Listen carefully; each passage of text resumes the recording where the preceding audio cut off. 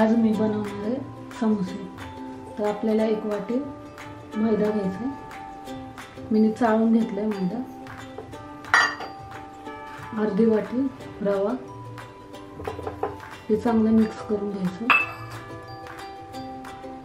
थोडासा रवा घ्यायचा आणि हातात ते पण मिक्स करायचं। चमचे तेल आणि 2 चमचे तूप मी चांगलं गरम करून घेतले। आता ते आपल्याला त्यात टाकायचं।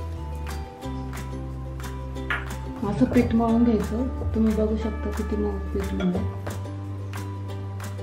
घट पण नाही आणि पातळ पण नाही, असं जाड थोडंसं हाताला लागलं। समोसे करायसाठी आपल्याला वाटायसाठी थोडीशी कोथिंबीर टाकायची। तुम्ही तिखट कमी जास्त करू शकता।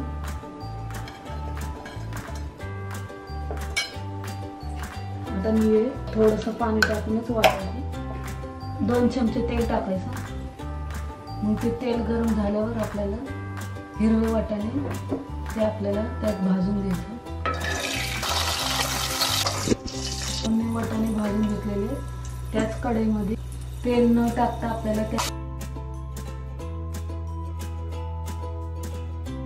लसूणची पेस्ट टाकायची।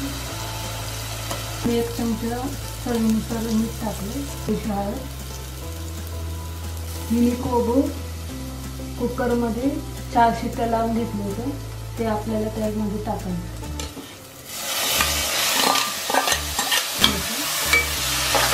छान दिसते बघा,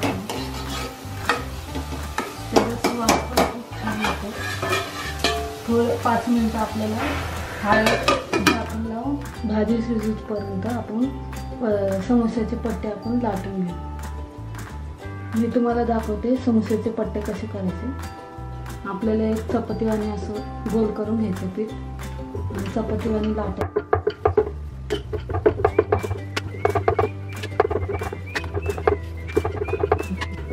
तुम्ही बघू शकता आता असं पातळ चपातीवाणी लाटून घेतलं। तुम्ही बघू शकता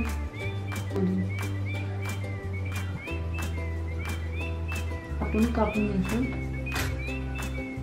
तुम्ही बघू शकता असं समोस्याचे पट्टे असं मला सगळं करून मग मी तुम्हाला दाखवते। तुम्ही बघू शकता मी असं समोस्याचे पट्टे तयार करून घेतले। बघू शकता भाजी पण तयार झाली। असे पट्टे घेऊन असं एक त्रिकोण करून घ्यायचं आणि त्याच्यावर थोडंसं पाणी लावून त्याला पण आपण असं चिटकून घ्यायचं करून ते हातात उचलून ते असं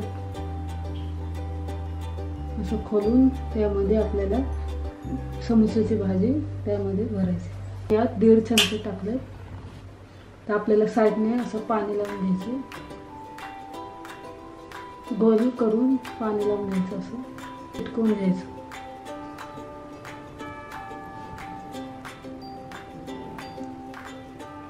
पाणी लावल्यावर आपले असे समोसे चिटकून जाते।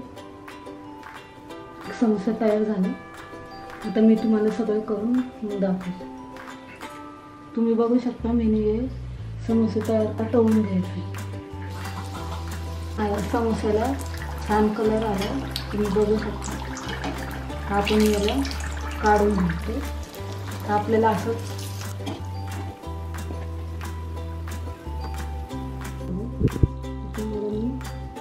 तोडून दाखवतो। झाले।